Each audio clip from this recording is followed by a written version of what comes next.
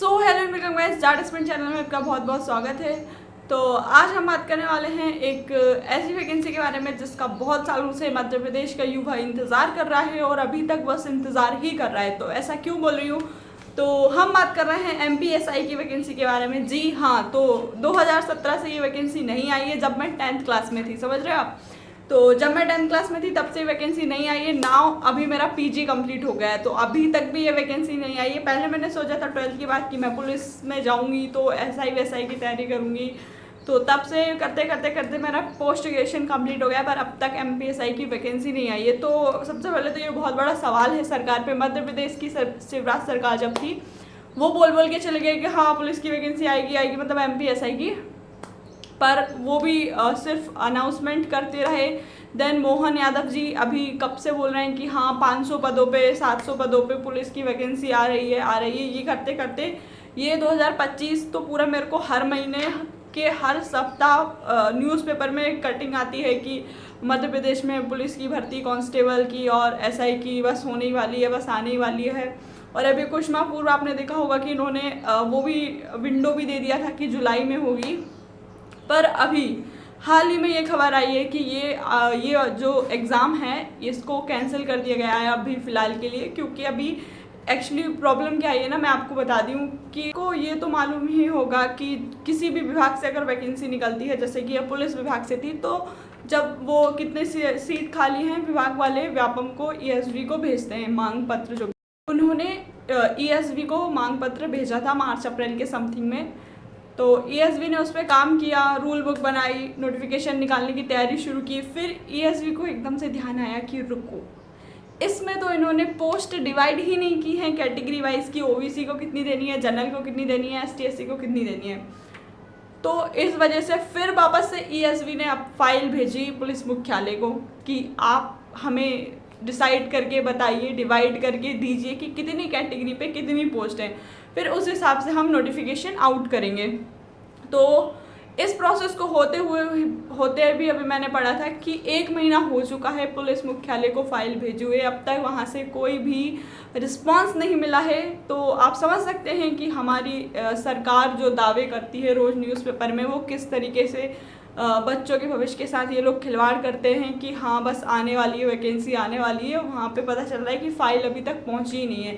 तो कब वो फाइल पुलिस मुख्यालय से निकलेगी, फिर कब ESV तक जाएगी, फिर कब ESV नोटिफिकेशन लाएगा, फिर कब एग्ज़ाम की डेट आएगी, फिर कब एग्ज़ाम होगा, फिर कब रिज़ल्ट आएगा, और रिज़ल्ट भी कैसा आएगा ये भी पता नहीं है। तो आप समझ सकते हैं कि कितनी पारदर्शिता के साथ मध्य प्रदेश का युवा नौकरी ले रहा है और कितनी वैकेंसी आ रही है और किस तरीके से एग्ज़ाम हो रहा है। तो सारी चीज़ें अब आपको इससे समझ आ गई होंगी। क्या है कि जैसे कि महिला पर्यवेक्षक के लिए हमें आंदोलन करना पड़ा कि सीट बढ़ाओ, पद बढ़ाओ, तब जाके कुछ सिलेक्शन हो, क्योंकि वहाँ भी यही हाल था। वो वैकेंसी भी 2017 के बाद आई थी, अब 2025 में आई थी मात्र 113 पोस्ट पे। यहाँ पोस्ट तो 500 हैं, पर कोई अभी वैकेंसी का कोई ठिकाना नहीं है, कब आएगी कब एग्ज़ाम। बात भी ये भी देखिए कि वैकेंसी का तो अभी कुछ पता नहीं है, लेकिन एग्ज़ाम पैटर्न इन्होंने इतना तगड़ा कर दिया है ना। प्रीलिम्स दोगे, मेंस दोगे, ठीक है, इंटरव्यू दोगे, फिर दैन फिजिकल दोगे, मेरिट में भी अगर कोई आउट हो गए तो कोई भरोसा नहीं है। तो अगर आप भी MPSI की तैयारी कर रहे हो भाई, तो एक बार सोच लेना, बहुत सोच समझ के। 8 साल बाद वैकेंसी आई है और पेपर तो फिर ये लोग पैटर्न भी थोड़ा बहुत अभी कर ही दिया है चेंज। क्या प्री वगैरह कैसे क्या आएगा, फिर मेंस कैसा आएगा, कुछ नहीं बोल सकते हैं। देखते हैं कब इसका नोटिफिकेशन आता है, फिर कब एग्ज़ाम होता है। और कमेंट सेक्शन में बताइएगा कि आप में से कौन कौन इस एग्ज़ाम की तैयारी कर रहा है MPSI की। मैंने भी MPSI का बैच ले रखा है, सही बताऊं तो मार्च में लिया था, अब तक खोल के भी नहीं देखा है और पढ़ाई भी नहीं कर रही हूँ उसकी, पता नहीं क्यों। क्योंकि मुझे ये ESV और इनका मतलब, क्योंकि मुझे ESV का पैटर्न देख देख के अब मेरे को बहुत ज़्यादा वो इरिटेशन होने लगी कि यार क्या करते हो, मतलब ना तो इनका एग्ज़ाम कराने का तरीका सही है और ना ही इनका कुछ भी सही नहीं है भाई। ये बच्चों के भविष्य के साथ पूरी तरीके से खिलवाड़ करते हैं ये लोग बहुत। मैं जब ESV ऑफिस में भी गई थी, तो हम जब अंदर गए तो मैंने देखा भाई इतना बड़ा ऑफिस, इतने सारे लोग वहाँ पे काम करते हैं, पर फिर भी पता नहीं क्यों ये लोग इस तरीके से की चीज़ें करते हैं कि समझ ही नहीं आती है। करते क्या हैं वो ऑफिस में बैठ, ना तो इनसे पेपर ढंग से बनता है, ना इनसे रिज़ल्ट टाइम पे निकाले जाते हैं, ना इनसे वैकेंसियाँ टाइम पे लाई जाती हैं। तो ये लोग इतने बड़े ऑफिस में बैठ के करते क्या हैं, AC की हवा खाते हैं क्या सिर्फ?